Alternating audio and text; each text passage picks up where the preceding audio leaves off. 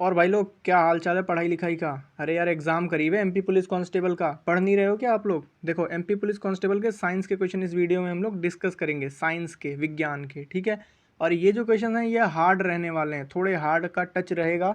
और ये एग्ज़ाम अगर सीरियस होकर आप तैयारी कर रहे हो तो जो 30 क्वेश्चन डिस्कस करेंगे हम लोग इस वीडियो में, स्किप मत करना।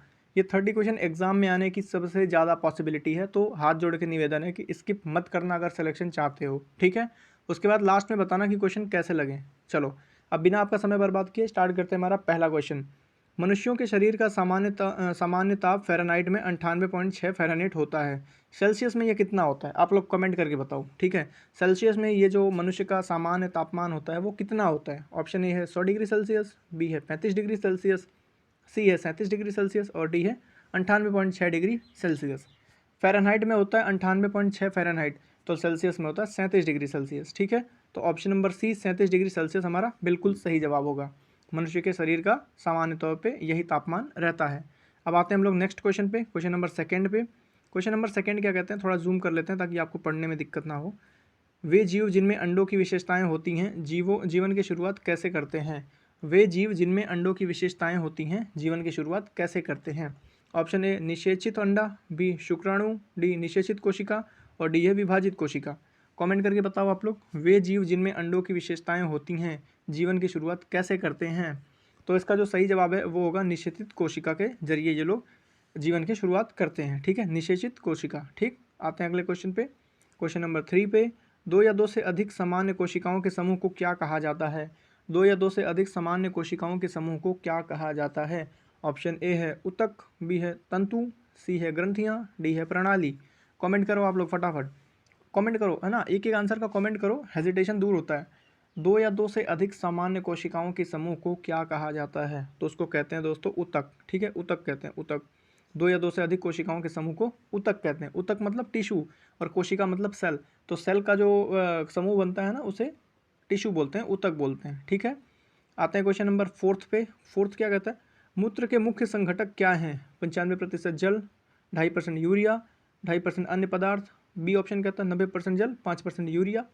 सी कहता है 98 जल, 1% यूरिया और डी कहता है 80% जल और 10% यूरिया।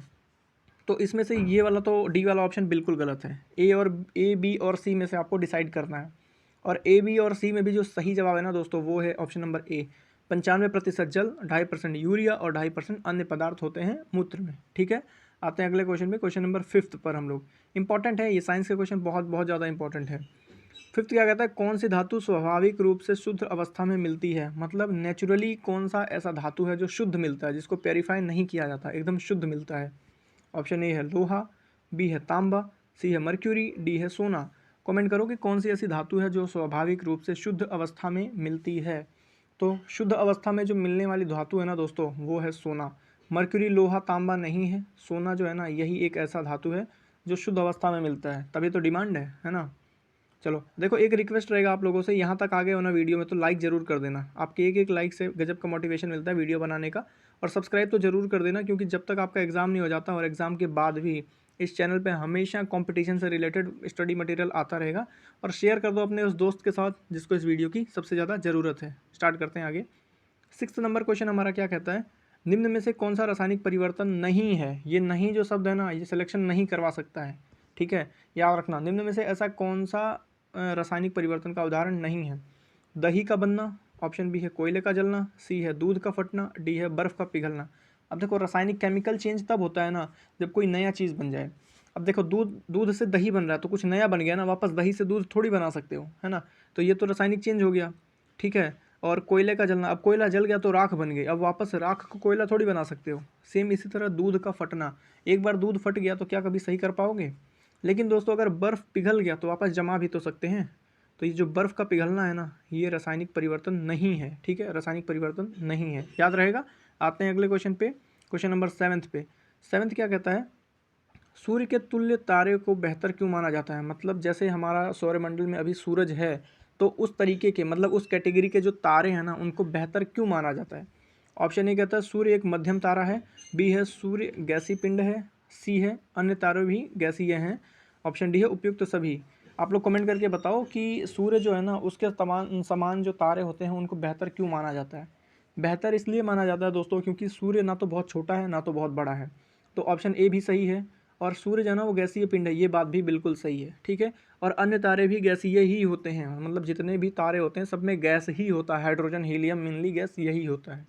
तो यहाँ पे सही जवाब है ऑप्शन नंबर डी, उपयुक्त सभी। सूर्य के तुल्य तारे को बेहतर इसलिए माना जाता है क्योंकि वो मध्यम तारा है, गैसीय पिंड है, और अन्य तारे भी गैसीय होते हैं, ठीक है। याद रहेगा, रखना पड़ेगा याद, एग्जाम है। अब इस मोमेंट पे नहीं याद होगा तो कब होगा, दिवाली है कुछ दिन में, वहाँ भूल जाओगे आप लोग पढ़ना लिखना, है ना। हम चलते हुए सूटकेस को खींचने में क्यों समय लगाते हैं, चलते हुए सूटकेस को खींचने में समय क्यों लगाते हैं, यही क्वेश्चन है। ऑप्शन ए है बलवान घर्षण, बी है स्थैतिक घर्षण, सी है तरल घर्षण, डी है सर्पी घर्षण। कमेंट करके बताओ आप लोग कि चलते हुए सूटकेस को खींचने में समय क्यों लगता है। हम जब चलते हुए सूटकेस को खींचते हैं तो समय क्यों लगता है। तो दोस्तों समय लगता है क्योंकि वहाँ पे स्टैटिक फ्रिक्शन होता है ना, स्टैटिक घर्षण होता है, इसी वजह से हम जब चलते हुए सूटकेस को खींचते हैं तो स्टैटिक घर्षण की वजह से हम लोग खींच नहीं पाते हैं, समय लगता है, ठीक है, याद रहेगा। आ जाते हैं अगले क्वेश्चन पे, क्वेश्चन नंबर 9 पे। क्वेश्चन नंबर 9 दोस्तों बहुत ज़्यादा इंपॉर्टेंट है, बायोलॉजी का क्वेश्चन है, बहुत ज़्यादा इंपॉर्टेंट क्वेश्चन है कि हृदय में रक्त का प्रवाह होता है, सही क्रम क्या है रक्त के प्रवाह का, यही पूछा जा रहा है। ऑप्शन ए है दायां अलिंद दायां निलय, बी है बायां अलिंद बायां निलय, सी है दायां निलय और दायां अलिंद, डी है बायां निलय और बायां अलिंद। कमेंट करके बताओ, इस क्वेश्चन में मैक्सिमम लोग गलत करने वाले हैं, ओपन चैलेंज है, कमेंट करके बता दो इसका। मैक्सिमम लोग गलत करेंगे, है ना। एआई से भी पूछोगे वो भी गलत बताएगा, पूछना मत, ठीक है। गूगल से पूछोगे तो भी समझ नहीं आएगा, तो मैक्सिमम लोग गलत करने वाले हैं। बताओ इसका आंसर, ओपन चैलेंज है, 9th का आंसर करो। सही जवाब है दायां अलिंद से दायां निलय तक, ठीक है। 9th का ऑप्शन नंबर ए बिल्कुल सही है, दायां अलिंद से दायां निलय तक, ठीक है, याद रखना। आते हैं अब फाइनली क्वेश्चन नंबर 10 पर। क्वेश्चन नंबर 10 क्या कहता है, लैंगिक जनन में संबंधित प्रक्रिया कौन सी है। लैंगिक जनन से संबंधित प्रक्रिया कौन सी है। ऑप्शन ए है निषेचन, बी है बीजाणु निर्माण, सी है कली निर्माण, डी है विखंडन। कमेंट करो आप लोग कि लैंगिक जनन से संबंधित जो प्रक्रिया है वो कौन सी है, लैंगिक जनन से, कमेंट कीजिए फटाफट। तो दोस्तों जो लैंगिक जनन से संबंधित प्रक्रिया है ना वो है निषेचन, ठीक है। निषेचन जो है वो लैंगिक जनन से संबंधित प्रक्रिया है, ठीक है, निषेचन, याद रखना, ठीक है। दोस्तों लाइक और सब्सक्राइब जरूर कर लेना, ठीक है, लाइक सब्सक्राइब जरूर करते चलना वीडियो को, और दोस्तों से शेयर जरूर करो वीडियो को, मिल के साथ पढ़ो, मिल के साथ सिलेक्शन लो, यही तो चाहते हैं हम, ठीक है। और वीडियो के लास्ट में ज़रूर बताया करो आप लोग कि कहाँ से देख रहे हो, कितने सही कर रहे हो। जैसे अभी 10 सवाल हो गए ना, तो 10 में से कितना सही हुआ आपका, कहाँ से देख रहे हो ये वीडियो को, ये भी कमेंट करके बता दिया करो, ठीक है। 11th क्वेश्चन आ जाते हैं, दक्षिणी ध्रुव पर अभियान के लिए कौन सा तापमापी ले जाया जाता है। दक्षिणी ध्रुव पर अभियान के लिए कौन सा तापमापी ले जाया जाता है, यही क्वेश्चन है, ठीक है। मतलब अगर कोई दक्षिणी ध्रुव पे जा रहा है, साउथ पोल पे जा रहा है अभियान में, कोई मतलब मिशन है कुछ, तो वहाँ पे कौन सा तापमापी ले जाया जाता है, यही क्वेश्चन है। ऑप्शन ए है पारद तापमापी, बी है एल्कोहल तापमापी, सी है सेल्सियस तापमापी और डी है न्यूटन तापमापी। कमेंट करो आप लोग, कमेंट करिए फटाफट। तो इसका जो सही जवाब है ना दोस्तों वो है एल्कोहल तापमापी। ये पिघलता मतलब वहाँ पे जमता नहीं, एक तरीके से कहें, ये अल्कोहल तापमापी जो है ना वो साउथ पोल में जाने के लिए बेस्ट है, अल्कोहल तापमापी, ठीक है। दक्षिणी ध्रुव पे अभियान के लिए तापमापी जो है वो अल्कोहल तापमापी यूज़ होता है। चाहो तो स्क्रीनशॉट ले सकते हो। आगे बढ़ते हैं, क्वेश्चन नंबर 12 पर आ गए हम लोग। 12 क्या कहता है, वो भौतिकीय राशि जिसके लिए परिमाण और दिशा दोनों आवश्यक हो, वो ऐसी कौन सी मतलब फिजिक्स का क्वांटिटी है जिसके लिए आपको नंबर भी चाहिए, मैग्नीट्यूड भी चाहिए और डायरेक्शन भी चाहिए, परिमाण भी चाहिए और दिशा भी चाहिए। तो वो होता है दोस्तों वेक्टर क्वांटिटी, है ना। तो क्वेश्चन नंबर 12 का जो सही जवाब है ना वो है सदिश, ठीक है। सदिश जो है उसके लिए आपको परिमाण भी चाहिए और दिशा भी चाहिए, ठीक है, सदिश के लिए, याद रहेगा, ठीक है। आ जाते हैं 13 नंबर क्वेश्चन पे। 13 नंबर क्वेश्चन क्या कहता है, कोशिकीय श्वसन कहाँ होता है। कोशिकीय श्वसन कहाँ होता है। ऑप्शन ए है सभी जीवों की कोशिकाओं में, बी है केवल पौधों में, सी है केवल पशुओं में, डी है केवल एक कोशीय जीवों में। कोशिकीय श्वसन कहाँ होता है। तो कोशिकीय श्वसन जो होता है ना दोस्तों वो होता है सभी जीवों की कोशिकाओं में, सभी जीवों की कोशिकाओं में कोशिकीय श्वसन होता है। श्वसन जो है ना वो होता है मतलब सांस लेना, हर सेल अपना अलग अलग सांस लेता है, ठीक है, याद रहेगा। वो जो ऑक्सीजन जा रहा है ना हेमोग्लोबिन के जरिए, वो एक एक सेल को ऑक्सीजन दे रहा है। तो कोशिकीय श्वसन हर जीव में हो रहा है, हर कोशिकाओं में हो रहा है, ठीक है। आ जाते हैं क्वेश्चन नंबर 14 पे। हम लोग थोड़ा सा इसको छोटा कर लेते हैं, बड़ा क्वेश्चन है, ठीक है। बड़ा क्या, सिर्फ मतलब बड़ा ही दिखने में ही है और कुछ नहीं है। क्वेश्चन क्या कहता है, चमकीले रंग कम ऊष्मा अवशोषित करते हैं इसलिए गर्म स्थानों में इन्हें पसंद किया जाता है। चमकीले रंग जो है ना वो कम गर्मी एब्जॉर्ब करते हैं, इसलिए इन्हें गर्म स्थानों पर पहना जाता है। ये सही है या गलत है, आप लोग कमेंट करो। गर्मी के टाइम पे हम लोग क्यों मतलब सफ़ेद कॉटन के कपड़े पहनते हैं, बनियान पहनते हैं, ठीक है, और सर्दी आते ही काले कपड़े, डार्क कपड़े पहनना स्टार्ट कर देते हैं, क्योंकि सर्दी में क्या है ना, हमको ज़्यादा गर्मी चाहिए, तो डार्क कपड़े जो होते हैं वो एब्जॉर्ब करते हैं, और जो चमकीले मतलब ब्राइट रंग के कपड़े होते हैं ना, वो जो हीट आ रही है उसको अब्जॉर्ब नहीं कर पाते हैं। तो ये कथन बिल्कुल सही है, ठीक है, ये कथन जो है बिल्कुल सही है, 14 का ए ऑप्शन बिल्कुल सही है, ठीक है, ठीक है, याद रहेगा। आ जाते हैं क्वेश्चन नंबर 15 पे, थोड़ा और जूम कर लें, इसे जूम कर लेते हैं, है ना। मज़ा आ रहा होगा पढ़ने में आप लोगों को ऐसे, इसलिए इस फॉर्मेट में लाता हूँ कि मतलब मज़ा आया पढ़ने में इसको। अमावस्या और ग्रहण के समय का क्षेत्र कहलाता है, अमावस्या और ग्रहण के समय का क्षेत्र कहलाता है। ऑप्शन ए है सुरक्षा का क्षेत्र, बी है टोर्नाडो क्षेत्र, सी है गुरुत्व क्षेत्र, और डी है विकर्ण क्षेत्र। कमेंट करो आप लोग कि अमावस्या और ग्रहण के समय का क्षेत्र क्या कहलाता है। अमावस्या और ग्रहण का समय का क्षेत्र कहलाता है सुरक्षा का क्षेत्र, ठीक है। अमावस्या और ग्रहण के समय का क्षेत्र कहलाता है सुरक्षा का क्षेत्र, ठीक है, याद रखना। आते हैं क्वेश्चन नंबर 16 पे। ये क्वेश्चन आपने देखे नहीं होंगे, और देखे होंगे तो बहुत कम देखे होंगे। 16 क्या है, मानव देह के किस भाग में अनुवांशिकीय गुणसूत्र पाए जाते हैं। मानव देह के किस भाग में अनुवांशिकीय गुणसूत्र पाए जाते हैं। ऑप्शन ए है नाभिक, बी है साइटोप्लाज्म, सी है राइबोसोम, और डी है बीजाणु। कमेंट करो आप लोग, फिर 16 का आंसर कमेंट करो फटाफट। 16 का आंसर आप लोगों को कमेंट करना है कि मानव देह में किस भाग में अनुवांशिकीय गुणसूत्र पाए जाते हैं। तो ये पाए जाते हैं नाभिका में, यानी कि न्यूक्लियस में, ठीक है, नाभिक में, न्यूक्लियस में मानव देह के अनुवांशिक गुणसूत्र पाए जाते हैं, ठीक है। आते हैं क्वेश्चन नंबर 17 पे। क्वेश्चन नंबर 17 हमारा क्या कहता है, दौड़ते समय शरीर से पसीना क्यों आता है। बहुत इंपॉर्टेंट क्वेश्चन, बताओ आप लोग कि जब हम दौड़ते हैं ना, तो दौड़ते समय जो शरीर से है पसीना क्यों आता है। ऑप्शन ए है ऊष्मा उत्पन्न होती है और तापमान स्थिर रहता है, बी है पसीना वाष्पीकृत होकर शरीर को ठंडा करता है, सी है शरीर सामान्य रहता है, डी है त्वचा से ऊष्मा संचारित होती है। ये क्वेश्चन का आंसर कमेंट करो आप लोग, थोड़ा सा टाइम भले ही ले लो, लेकिन आंसर कमेंट जरूर करना है कि दौड़ते समय शरीर से पसीना क्यों आता है। तो ये दोस्तों पसीना जो आता है ना, वो वाष्पीकृत होकर शरीर को ठंडा करता है। जब हम दौड़ते हैं तो बहुत ज़्यादा एनर्जी निकलती है, एनर्जी हमारे शरीर को गर्म कर देती है, तो ये पसीना जो है ना हमारे शरीर पर निकल करके हवा के साथ उड़ जाता है, तो जिससे पीछे हमारे शरीर में ठंडक रहती है, ठीक है, यही रीज़न है, ठीक है, याद रखना। ये पसीना वाष्पीकृत होकर शरीर को ठंडा करता है, इसलिए दौड़ते समय पसीना आता है। सिर्फ दौड़ते ही नहीं, कोई भी मेहनत का काम करते हैं हम लोग ना, तो उस टाइम भी ये आता है, ठीक है। आ जाते हैं क्वेश्चन नंबर 18 पर। क्वेश्चन नंबर 18 हमारा क्या कहता है, सूर्यास्त के बाद भी सूर्य की किरणें दिखती हैं। मतलब जब सूर्यास्त हो जाता है तो कुछ टाइम तक सूर्य की किरणें दिखती हैं। अब रात भर थोड़ी दिखेंगी, रात भर दिखती तो रात क्यों होती है ना। तो ये मतलब कमेंट मत करना कि भाई रात को कहाँ दिखती हैं, ठीक है, तो थोड़े टाइम तक दिखती हैं। तो ऑप्शन ए क्या है, किरणें अपरिवर्तित होती हैं, बी परावर्तित होती हैं, सी वायुमंडल में रुकती हैं, डी है कोई प्रभाव नहीं। कमेंट करो आप लोग कि सूर्यास्त के बाद भी सूर्य की किरणें दिखती हैं, क्योंकि किरणें अपरिवर्तित होती हैं, अपरिवर्तित होती हैं, ठीक है। सूर्यास्त के बाद भी सूर्य की किरणें दिखती हैं क्योंकि किरणें अपरिवर्तित होती हैं, ठीक है, याद रहेगा, याद रखना है ना, इंपॉर्टेंट है। आ जाते हैं क्वेश्चन नंबर 19 पर। क्वेश्चन नंबर 19 हमारा क्या कहता है, एल्यूमिनियम तारों में विद्युत प्रवाह से गर्मी किस कारण होती है। ऑप्शन ए है प्रतिरोध दोष, बी है वोल्टता दोष, सी है चाल दोष, डी है ऊर्जा दोष। आप लोग कमेंट करो कि एल्यूमिनियम तारों में विद्युत प्रवाह से गर्मी किस कारण होती है। यही क्वेश्चन पूछा जा रहा है कि एल्यूमिनियम तारों में विद्युत प्रवाह से गर्मी किस कारण होती है। तो ये होती है प्रतिरोध दोष के कारण, ठीक है, प्रतिरोध दोष के कारण एल्यूमिनियम तारों में विद्युत प्रवाह से गर्मी होती है, ठीक है, प्रतिरोध दोष के कारण। आ जाते हैं फाइनली क्वेश्चन नंबर 20 पे। दोस्तों देखो 2/3 ये वीडियो खत्म हो गई है। 20 में से आपके कितने सही हुए ये अभी कमेंट कर देना। वायुमंडलीय दाब का अन्य नाम क्या है। वायुमंडलीय दाब का अन्य दाब क्या है। ऑप्शन ए है वायुदाब, बी है गुरुत्वाकर्षण, सी है बालूगुंड, और सी है रंज घर्षण, ठीक है। कमेंट करो आप लोग कि वायुमंडलीय दाब का अन्य नाम क्या है। तो वायुमंडलीय दाब का अन्य नाम जो है ना वो वायुदाब है, ठीक है। वायुमंडलीय दाब का जो अन्य नाम है वो है वायुदाब, याद रहेगा, इंपॉर्टेंट है ये क्वेश्चन, इंपॉर्टेंट है। आ जाते हैं अगले क्वेश्चन पे। क्वेश्चन नंबर 21 पे फाइनली हम लोग आ गए हैं। 21 क्या कहता है, निम्न में से कौन वायु द्वारा नहीं फैलता। नहीं फैलता, ये नहीं शब्द बहुत ज़्यादा इंपॉर्टेंट है, ठीक है। निम्न में से वायु द्वारा कौन नहीं फैलता। ऑप्शन ए है अग्नि के बीज, बी है सूरजमुखी के बीज, सी है शाम के बीज, डी है जेरेनियम के बीज। कमेंट करो कि निम्न में से वायु के द्वारा कौन सा नहीं फैलता। तो ये जो नहीं फैलता है ना वो है जेरेनियम के बीज, ठीक है। 21 का डी आया है ना, 21 का डी ऑप्शन है, बिल्कुल याद रखना। जेरेनियम के बीज जो हैं वो वायु के द्वारा नहीं फैलते हैं, ठीक। 22 नंबर पे हम लोग आ जाते हैं, 22 नंबर क्वेश्चन पे। जी दोस्तों अब 22 नंबर क्वेश्चन डिस्कस करते हैं। 22 नंबर क्वेश्चन पे, प्रकाश की गति सबसे अधिक किस माध्यम में होती है? ये प्रकाश की जो गति है ना वो सबसे अधिक किस माध्यम में होती है?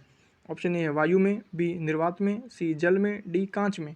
कमेंट करो आप लोग, कमेंट करो फटाफट कि जो प्रकाश की गति है ना वो सबसे अधिक कहाँ होती है?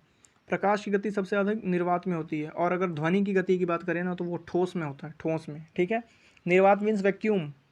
ठीक है, वैक्यूम मतलब खाली। ठीक, प्रकाश की गति जो सबसे अधिक होती है ना वो होती है निर्वात में, वैक्यूम में। ठीक, आते हैं क्वेश्चन नंबर 23 पे फाइनली। रक्त का द्रव्य भाग कहलाता है, रक्त का जो द्रव्य भाग्य है उसे क्या कहते हैं? Option A haemoglobin, B plasma, C RBC, D WBC. रक्त का जो द्रव्य भाग है ना दोस्तों उसे कहते हैं हम लोग प्लाज्मा, प्लाज्मा। ठीक है, 23 का ऑप्शन नंबर बी प्लाज्मा बिल्कुल सही जवाब है। रक्त का जो द्रव्य भाग है ना उसे कहते हैं प्लाज्मा। ठीक, रक्त का द्रव्य भाग को कहते हैं प्लाज्मा, याद रखना इंपॉर्टेंट है। ठीक है, आते हैं अगले क्वेश्चन पे। 24 नंबर पे हम लोग आ गए हैं। सबसे हल्की गैस कौन सी है? कमेंट करो। Nitrogen, hydrogen, helium, oxygen. ये क्वेश्चन इंपॉर्टेंट है। सबसे हल्की गैस कौन सी है? तो सबसे हल्की गैस है हाइड्रोजन। कई लोग हीलियम करेंगे, ऑक्सीजन करेंगे, गलत हो जाएगा। ठीक है, सबसे हल्की गैस कौन सी अपनी? सबसे हल्की गैस कौन सी है? हाइड्रोजन। सबसे हल्की गैस हाइड्रोजन है, हीलियम नहीं है। ठीक है, हाइड्रोजन के बाद हीलियम है। ठीक है, आ जाते हैं क्वेश्चन नंबर 25 फाइनली। तो क्वेश्चन नंबर 25 क्या कहता है? बिजली के बल्ब का फिलामेंट किससे बना होता है? ये बहुत इंपॉर्टेंट है। टंगस्टन, तांबा, एल्यूमिनियम, कार्बन। कार्बन का नहीं रहेगा। ए बी सी में से आप लोग बताओ। टंगस्टन, तांबा, एल्यूमिनियम। तो तार होते हैं एल्यूमिनियम के, तार होते हैं तांबे के, लेकिन फिलामेंट होता है वो होता है टंगस्टन का। बल्ब का जो फिलामेंट है ना दोस्तों वो होता है टंगस्टन का, याद रहेगा।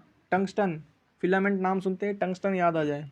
ठीक है, आते हैं फाइनली क्वेश्चन नंबर 26 पर। हम लोग 26 क्वेश्चन पे आ गए हैं। बस 5 सवाल और बचा है। 26, 27, 28, 29, 30। ठीक है, मज़ा आ रहा है कि नहीं? यहाँ पे कमेंट कर देना कि जोश कैसा है।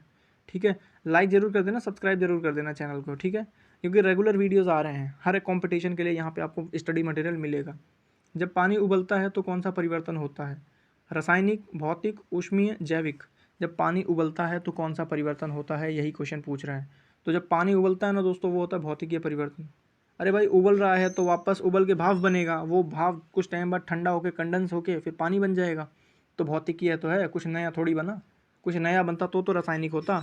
ठीक है, तो जब पानी उबलता है तो जो परिवर्तन होता है ना वो होता है भौतिकीय। ठीक है, याद रखना। आते हैं 27 नंबर क्वेश्चन पे। 27 नंबर क्वेश्चन क्या कहता है? पृथ्वी के चारों ओर वायु का आवरण कहलाता है वातावरण, शोभ मंडल, आयरन मंडल और ओजोन मंडल। जो पृथ्वी के चारों ओर वायु का आवरण है ना वो क्या कहलाता है, यही क्वेश्चन पूछ रहा है। तो वो कहलाता है वातावरण।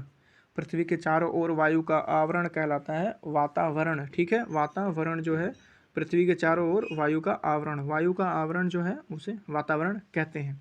अब देखो मेरे बार बार बोलने से और स्क्रीन पे ये टिक मारते हैं से ना आपको स्क्रीन जो है ना ये मतलब एक टीवी की तरह याद हो जाएगा, मतलब मूवी की तरह चल रहा है सारी चीज़ें, तो याद करने में आसानी मिलेगी। पानी का विद्युत अपघटन करने पर क्या प्राप्त होता है? ऑप्शन ए हाइड्रोजन और ऑक्सीजन, बी कार्बन और नाइट्रोजन, सी हाइड्रोजन और कार्बन, डी सल्फर और ऑक्सीजन।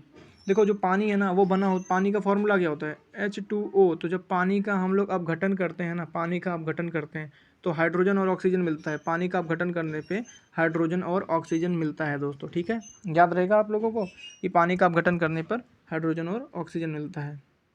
आते हैं फाइनली क्वेश्चन नंबर 29 पे, सेकंड लास्ट क्वेश्चन है। पौधे वायुमंडल में कौन सी गैस अवशोषित करते हैं? पौधे जो हैं वो वायुमंडल में कौन सी गैस अवशोषित करते हैं?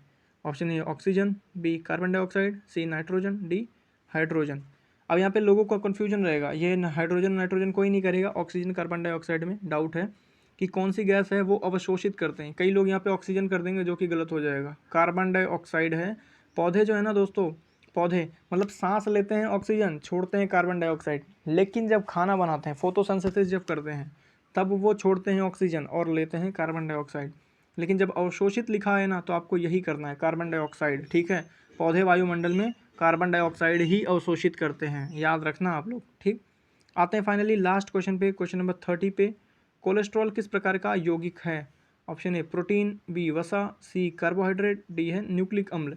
जो कोलेस्ट्रॉल है ये किस प्रकार का यौगिक है? आप लोग कमेंट करके बताओ, फटाफट कमेंट कर दो। देखो सी और डी नहीं है, ए और बी में से आपको कमेंट करना है। कोलेस्ट्रॉल किस प्रकार का यौगिक है? प्रोटीन है या वसा है? ये लोग आप कमेंट करके बताओगे ये क्वेश्चन का आंसर।